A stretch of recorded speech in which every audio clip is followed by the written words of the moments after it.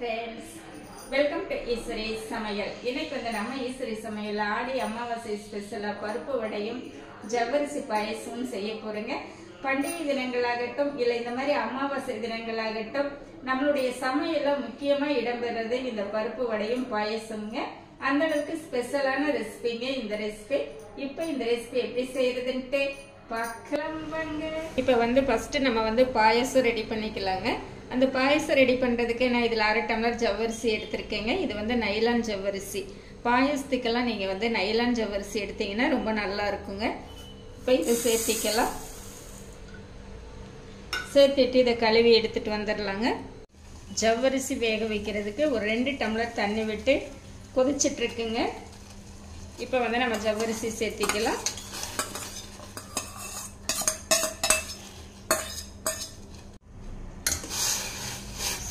இப்போ சேர்த்துட்டு கலந்து விட்டுறலாங்க.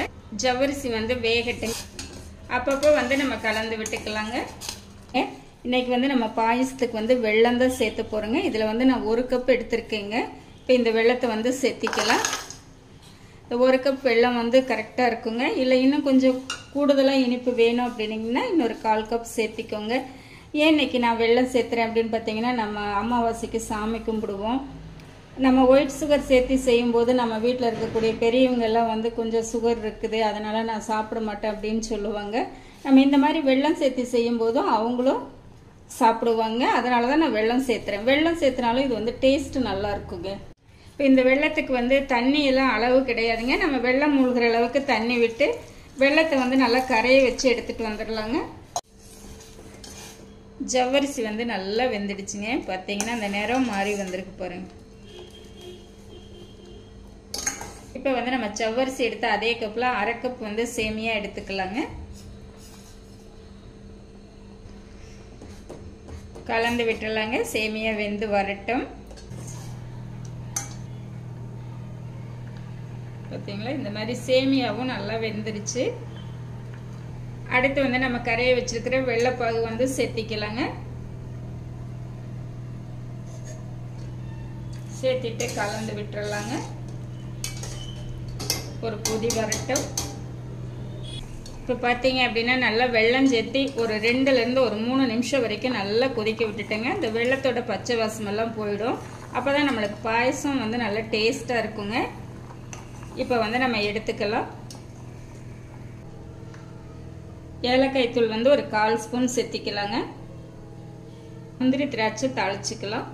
முந்திரி திராட்சை தாளிக்கிறதுக்கு 1 ஸ்பூன் நெய் சேர்த்திருக்கேங்க. இது கொஞ்சம் உருகட்டும். ஒரு 10 முந்திரி எடுத்து வச்சிருக்கேங்க, சேர்த்திக்கலாம். முந்திரி கொஞ்சம் செவந்ததுக்கு அப்புறமா நம்ம திராட்சை சேர்த்திக்கலாங்க. இப்போ முந்திரி ஓரளவுக்கு செவந்துடுச்சுங்க. ஒரு 10 திராட்சை எடுத்து வச்சிருக்கேங்க, இதுவும் சேர்த்திக்கலாம்.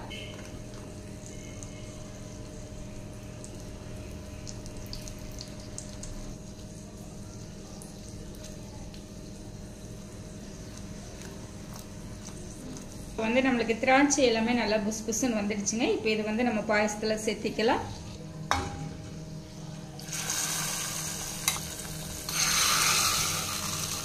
ஒரு பிஞ்சளவு உப்பு சேர்த்திக்கலாங்க. பாயசம் வந்து முந்திரி எல்லாம் சேர்த்து நல்லா சூடா இருக்குங்க. 2 ஸ்பூன் தேங்காய் துருவல் எடுத்து வச்சிருக்கேங்க, சேர்த்திக்கலாம். இப்போ நம்ம வெல்லம் சேர்த்தி இருக்கிறதுனால இந்த பாயசம் வந்து சூடா இருக்கும்போது அதே சூட்ல நல்ல காய்ச்சின பால் வந்து ஒரு 3/4 கப் சேர்த்திக்கலாங்க. காய்ச்சி இந்த அளவுக்கு சேர்த்தணும் அப்படின்னா தான் அந்த பால் வந்து திரிஞ்சு போகாதுங்க, அப்படியே நல்லா இருக்கும். நீங்க ஆறுனதுக்கு அப்புறம் சேர்த்துற மாதிரி இருந்தா நீங்க ஆற வச்ச பாலே சேர்த்திக்கலாம். இப்போ நல்லா கலந்து விட்டுறலாங்க.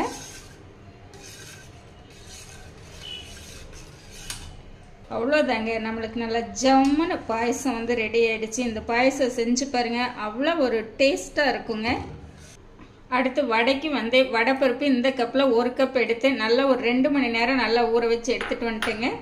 பருப்பு பார்த்தீங்க அப்படின்னா நல்லா ஊறி வந்திருக்குங்க. இப்போ வந்து நம்ம இது பருப்பு வந்து அரைச்சி எடுத்துக்கலாங்க. நம்ம அரைக்கிற பருப்புல இருந்து இந்த அளவுக்கு கொஞ்சமா ஒரு 2 ஸ்பூன் அளவு எடுத்து வச்சுக்கலாங்க. இது வந்து நம்ம பருப்பு அரைச்சதுக்கு அப்புறம் நம்ம போட்டு கலந்துக்கலாங்க. இப்போ பருப்பு வந்து நம்ம மிக்ஸி ஜார்ல சேர்த்திக்கலாம்.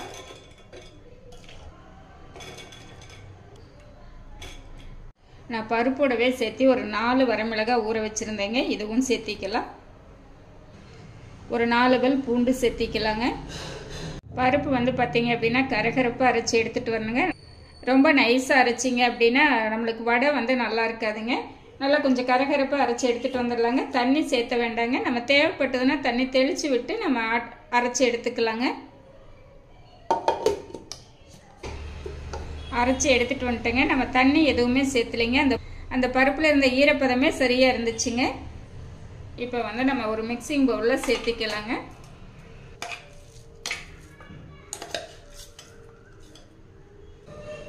ஒரு பெரிய வெங்காயம் பொடியாக கட் பண்ணி வச்சுருக்கேங்க, சேர்த்திக்கலாம். அடுத்து 2 பச்சை மிளகாய் பொடியாக கட் பண்ணி வச்சுருக்கேன், சேர்த்திக்கலாம். இஞ்சி வந்து இந்த அளவுக்கு எடுத்து தோல் சீவிட்டு நல்லா துருவி வச்சுருக்கேங்க, இதுவும் சேர்த்திக்கலாம். நீங்கள் இஞ்சி வந்து துருவி சேர்த்திங்க அப்படின்னா எல்லா இடத்துலையும் நல்லா ஈவனாக வருங்க. உங்களுக்கு சாப்பிடும்போது நல்லா இருக்கும். அடுத்து மல்லி கருவேப்பிலை ஒரு கைப்பிடி அளவு சேர்த்திக்கலாங்க. அடுத்து நம்ம எடுத்து வச்சிருக்கிற பருப்பு சேர்த்திக்கலாம். சோம்பு வந்து 1 ஸ்பூன் எடுத்துருக்குறீங்க, இது கையில் வச்சு நல்லா தேய்ச்சி போட்டுக்கலாங்க.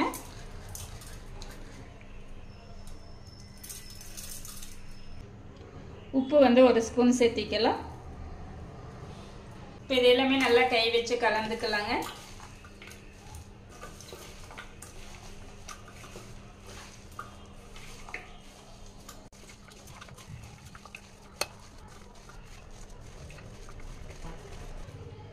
இப்போ நல்லா கலந்துட்டு உப்பு காரமெல்லாம் கரெக்டாக இருக்குது அப்படின்னு செக் பண்ணிக்கோங்க.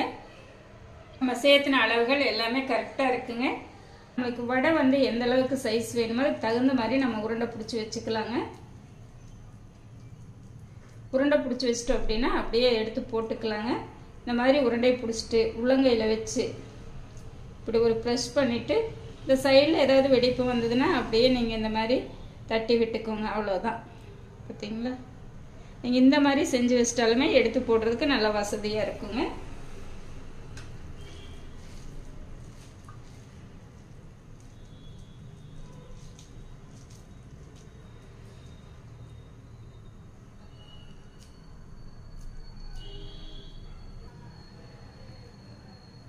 பார்த்தீங்களா?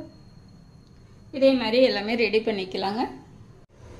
இப்போ பாருங்கள், வடைகள் எல்லாமே இந்த மாதிரி தட்டி ஒரு தட்டில் எடுத்துட்டோங்க.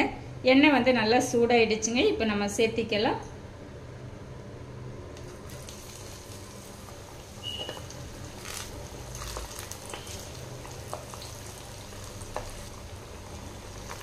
ஒரு நிமிஷம் வேகட்டுங்க, நம்ம திருப்பி விட்டுக்கலாம். பாருங்க, ஓரளவுக்கு வெந்துடுச்சு. இப்போ வந்து நம்ம திருப்பி விட்டுக்கலாங்க.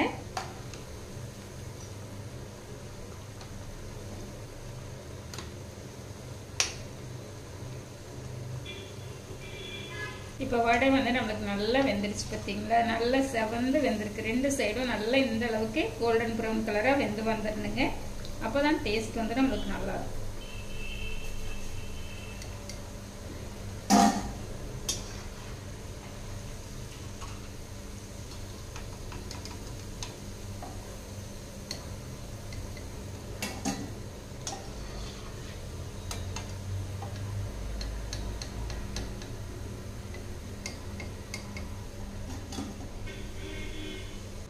அதே மாதிரி இனி ஒரு பேட்சும் சேர்த்திக்கலாங்க. இந்த ஓரத்தில் வச்சு அப்படியே சேர்த்துனீங்க அப்படின்னா கையில் வந்து எண்ணெய் தெரிக்காதுங்க.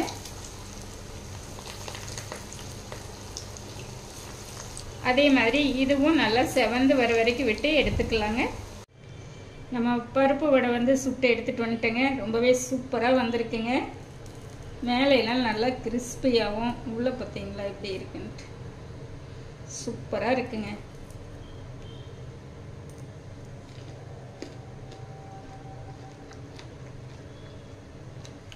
ரொம்பவே சூப்பராக இருக்குதுங்க. இப்போ பாயசம் வந்து நம்மளுக்கு நல்லா ரெடி ஆகிடுச்சுங்க. சூப்பராக இருக்குதுங்க.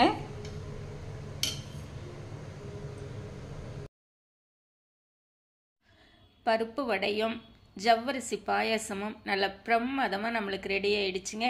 இந்த ஆடி அமாவாசைக்கும் ஆடி பண்டிகைக்கும் இந்த மாதிரி செஞ்சு பாருங்க. இதுங்க நான் செஞ்ச இந்த ரெசிபி வந்து உங்களுக்கு ரொம்பவே பிடிச்சிருக்கும்னு நினைக்கிறேன். இந்த மெத்தடில் நீங்களும் செஞ்சு பார்த்துட்டு எப்படி இருக்குன்ட்டு கமெண்ட் பண்ணுங்க.